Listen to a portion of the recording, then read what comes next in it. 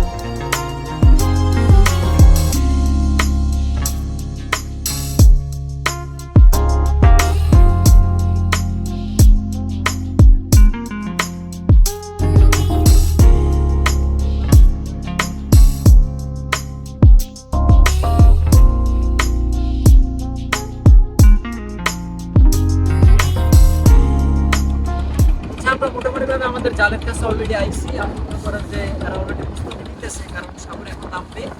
আর আমাদের জালটা মূলত আগে থেকে সেট আপ করা ছিল।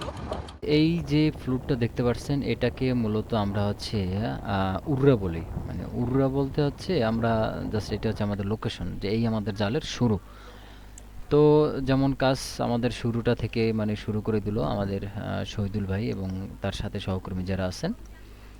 তো বিসমিল্লাহ বলে কিন্তু আমরা অলরেডি জাল টানা শুরু করে দিলাম। তো দর্শক আপনারা যারা দেখতেছেন আপনারা সবাই একটু দোয়া করবেন। আর এটা হচ্ছে প্রথম গ্রাফি। গ্রাফিটা হচ্ছে মূলত জালটাকে মাটির সাথে আটকাই রাখে। তো সবাই দোয়া করুন, কি কি মাছ পাই দেখুন। সোরাবান্দা মধু, হ্যাঁ কাররা, আরে আল্লাহ গিড়ে গিড়ে কাররা। শুরু হয়েছে মানে কাঁকড়া, জাস্ট গিড়ে গিড়ে কাঁকড়া শুরু হয়েছে দেখতেছি। মাশাআল্লাহ প্রথম জায়গায় কাঁকড়া হোক আর যেটাই হোক দেখাতে পাই যে পাওয়া গেছে। শত্রু শত্রু এই যে ঠিক আছে। মাশাআল্লাহ কাঁকড়া মনে হয়। এই যে মাশাআল্লাহ বিসমিল্লাহ।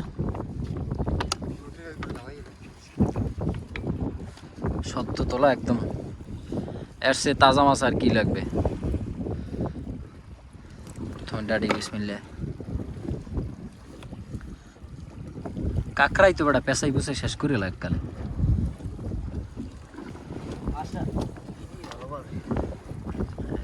কাররা কালে জীবিত কাররা।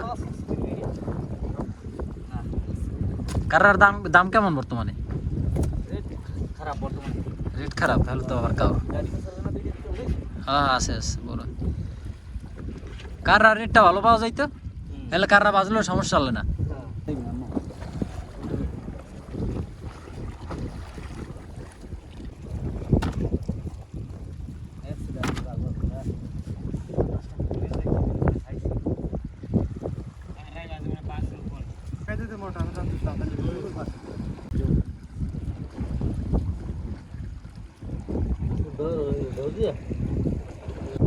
কাররা আর কাররা এটা বহুত ভাঙ্গা লাগবে না।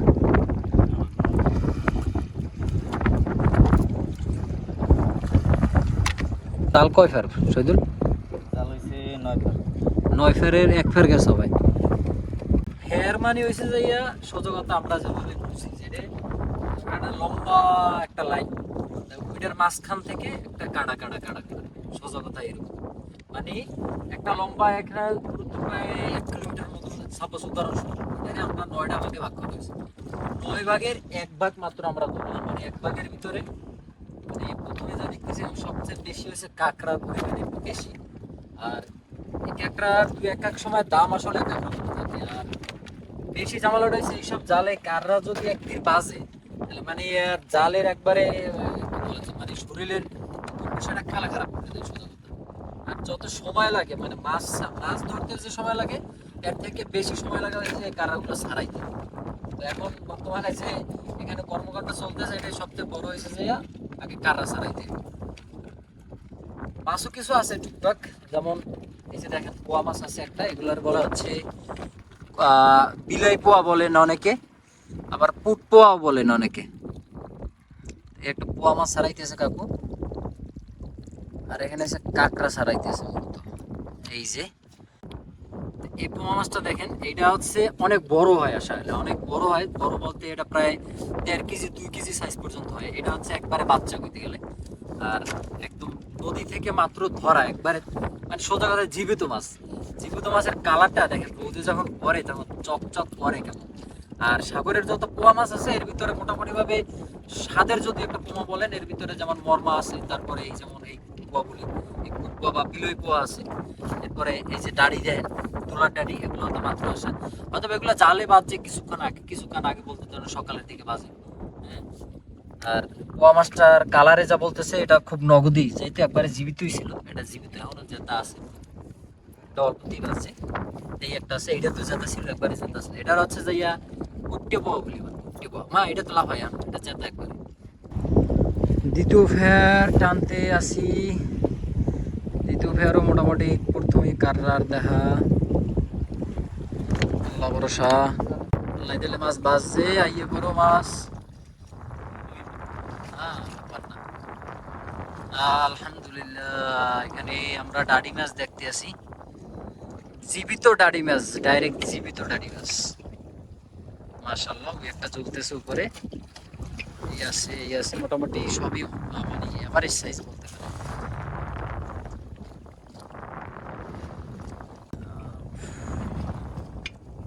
আসলে আপনারা ভিডিও তো অনেক সময় দেখেন না, মানে সাগরে বর্তমানে যেই পরিমাণ রোলিং বলি আমরা, মানে সোজা কথা একটা ট্রলার এইরকম এরকম করে এই হ্যাঁ এখানে বইসা থাকা মানে মোটামুটি ভাবে বই থাকে একবার রিক্স।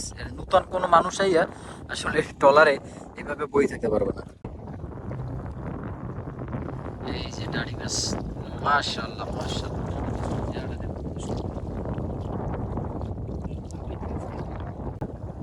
কি একবারে জীবিত যাই, আহা আহা, একবারে জেতা সাউন্ডটা শোনেন দর্শক, জেতা ডাকি, মাশাআল্লাহ মাশাআল্লাহ।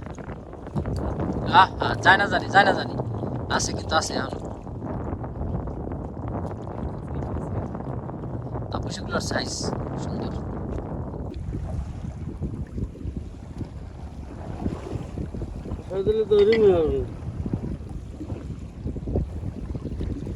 ব্যাস, পুটকা মাছের ছাউ বলে গ্যাত গ্যাত করে ওঠে। দ্বিতীয় ফেরার মাছ এখনো ছাড়াই নেই, তো চলতেছে কার্যক্রম।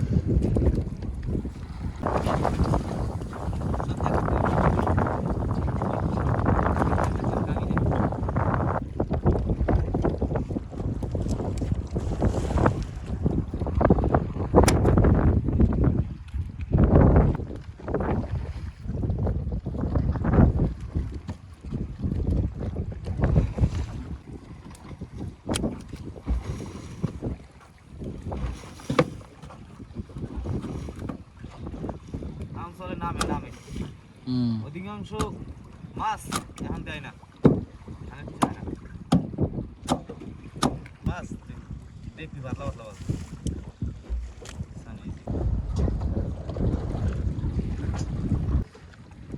আবার আমি ভিতর এককালে পেজ দিয়ে কালো দেড় ইলিশ পেল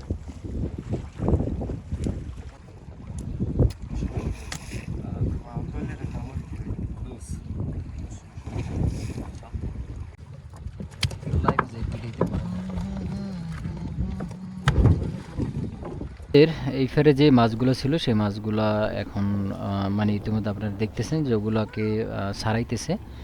তো ওইটা ছাড়ানোর পরে আরও কিছু জাল অবশিষ্ট ছিল, সো ওইগুলোকেও এখন তুলতেছে। মূলত আসলে এদিকে সন্ধ্যা হয়ে যাচ্ছে, কারণ একদিকে জোয়ার শুরু হয়ে গেছে আর একদিকে সন্ধ্যা হয়ে গেছে। যদি বেশি রাত হয়ে যায় তাহলে আবার এই মাছের দাম আমরা অতটুকু পাবো না, মানে অত ওই পরিমাণ পাবো না।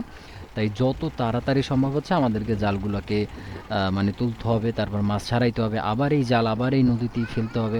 সব মোটামুটিভাবে কিন্তু বিশাল এক কার্যক্রম। তো এই জন্য হচ্ছে গিয়ে তড়িঘড়ি করে হচ্ছে যতটা মানে দ্রুত সম্ভব জালগুলোকে তুলতেছে এবং মাছগুলোকে ছাড়াইতেছে।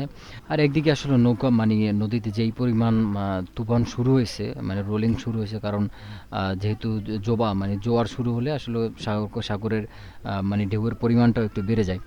সুতরাং আমাদের যত তাড়াতাড়ি সম্ভব আমাদের আসলে ঘাটে ফিরতে হবে এবং মাছগুলোকে বিক্রিও করতে হবে। সো সব কিছু মিলেই জিলে আসলে মানে বিশাল এক ব্যস্ততা। তো দর্শক, আজকের আমাদের এই মাছ ধরা দেখে আপনাদের কেমন লাগতেছে সেটা কিন্তু অবশ্যই অবশ্যই আপনারা কমেন্ট করে জানাবেন কিন্তু। মোটামুটি এইখানে মাছ ধরা শেষ। এখন হচ্ছে জালগুলোকে আবার ফালতেছে, মানে জালগুলো ফেলে দিয়ে এখানেই রেখে যাবে, কারণ হচ্ছে এই জালগুলোকে নেওয়া হয় না।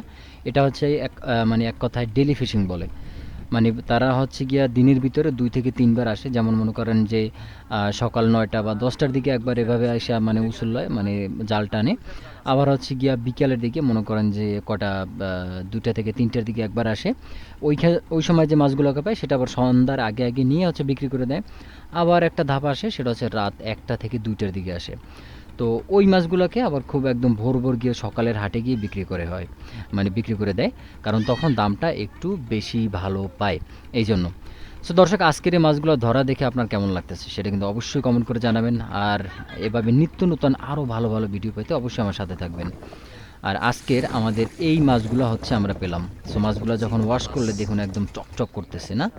সো দেখুন এই হচ্ছে মাছ, কারণ প্রতিদিন ঠিক এইভাবেই আমাদের জেলে ভাইয়েরা অনেক কষ্ট করে তারপর হচ্ছে নদী থেকে এই মাছগুলোকে ধরে। আর ধরার পরে মূলত আসলে ওই রকমের আহামরি দামটাও কিন্তু তারা পায় না। তার কারণ হচ্ছে জেলে ভাইদের থেকে মাছটা নেওয়ার পর আড়তে যায়, সেখান থেকে পাইকাররা নেয় এবং পাইকাররা নেওয়ার পর আসলে প্রায় 4 থেকে 5টা হাত বদল হয়।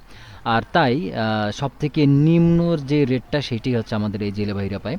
সো যারা হচ্ছে মাছগুলো কিনেন অনেক সময় আপনারা কিন্তু মাছ খুবই দরাদরি করেন। সো আমি মনে করি আসলে জেলে ভাইদের এই কষ্টের কাছে মানে আপনাদের ওই টাকাটা আসলে তেমন কোনো কিছুই না। দর্শক, তাহলে আমাদের জালটা আজকের মতো এখানেই শেষ করে দিলাম। এবার আমরা ফিরছি আমাদের ঘাটে। আজকে আমরা কি মাছ পেলাম সেটা আপনারা দেখছেন। তারপর আমরা বাকিটা আমাদের ঘাটে গিয়ে তারপর আপনাদেরকে দেখাবো যে আমরা কি মাছ পাইলাম। আর সেই সবাই সাথে থাকুন। আর দর্শক, এভাবে নিত্য নতুন আরো ভিডিও পেতে হলে, এভাবে নিত্য নতুন মাছ ধরার ভিডিও দেখতে হলে অবশ্যই আরিফ ভাই অথবা এই সুন্দরবন ফিশিং চ্যানেলের সাথেই থাকবেন। ইনশাল্লাহ দেখাবো আপনাদেরকে আরো অনেক দারুণ দারুণ ভিডিও। ভালো থাকবেন, সুস্থ থাকবেন। আল্লাহ হাফেজ। ঘাটি গিয়ে দেখাবো কি কি মাছ পেলাম।